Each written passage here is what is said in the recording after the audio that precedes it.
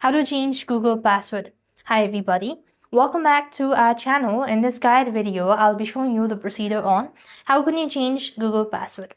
To change the Google password, you need to follow these steps.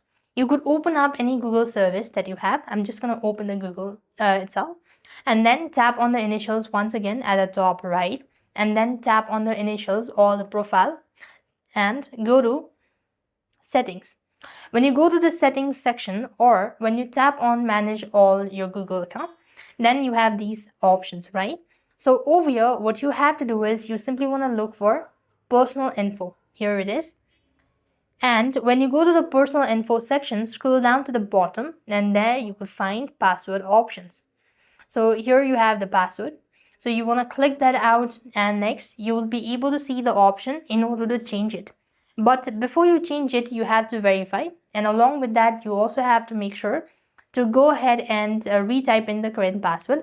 Only then you'll be able to confirm. So now you have these options. So type in a new password. Also, to confirm, you have to type in twice. And once you're done with this, tap on change password, and this way you'll have successfully changed a Google password. I hope the video was helpful. Make sure to like, share and subscribe. Thank you for watching. See you in the next video.